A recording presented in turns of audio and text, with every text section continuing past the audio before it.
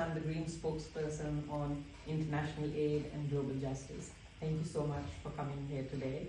But before I say any more, I too would like to acknowledge the sovereign owners of the lands that we gather on, the Ngunnawal and Ngambri people, and pay my respects to elders past and present.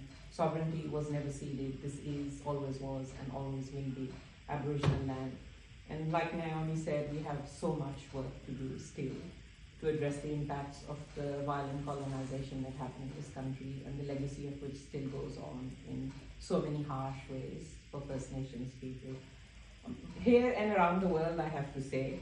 So my view is that Australia should be using its humanitarian aid programs as a process of decolonization around the world. I also want to acknowledge my colleague from the other house, Michael McCormack MP, and two Green Senator Janet Royce, who were here a minute ago, as well as Senator Shoebridge.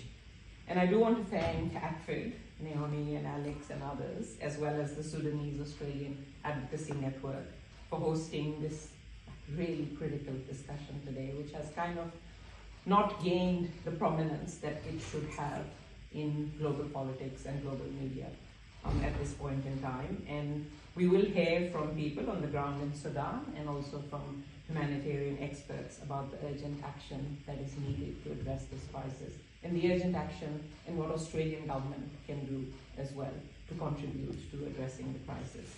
Because, I mean, you know better than me, millions of people in Sudan are in crisis.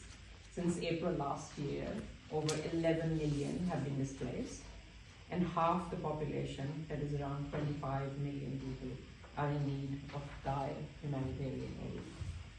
Thousands of people have been killed. The country is facing extreme shortages of food, water, medicine, and fuel, and nearly 18 million people are facing acute food insecurity.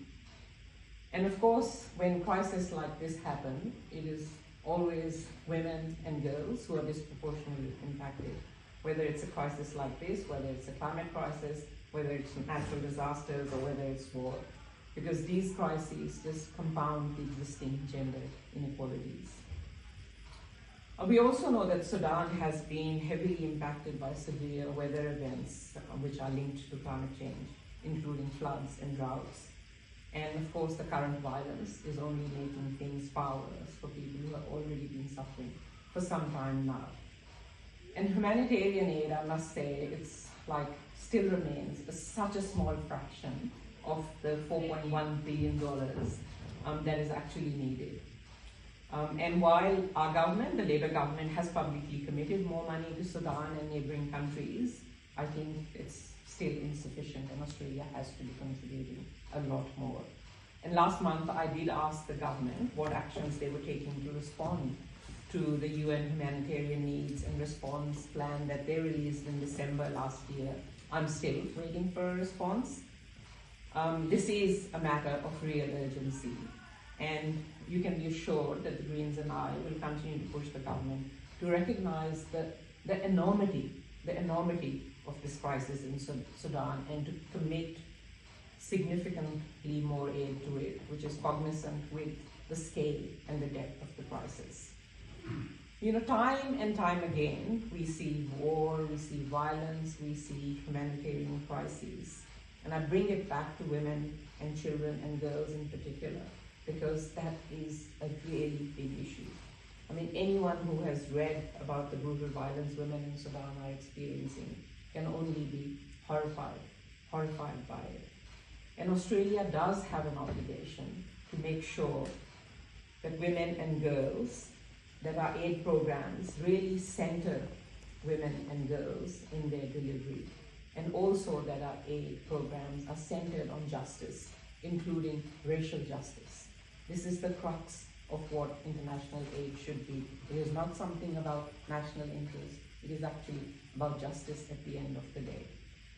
So in that spirit, I am really very thankful that tonight we are going to hear from people who are on the ground, you know, and are going to share their experiences from Sudan, as well as those who have been working with the Sudanese community through this crisis. And I thank you all so much for being here, and I thank the organizers for bringing us together. Thank you. Thanks, Mehreen. Great. Yeah. Do you want to clean? Come in. Please. I was going to shut the door because I thought it was noisy out there, but I wasn't. Hello. Hello. We were a bit lazy. Senator Jordan Stone from the Bills. Can I now go to Juha to tell us about her experience in Sudan? Okay, to begin, I would first like to say that I'm extremely grateful for this opportunity to share my story with you all.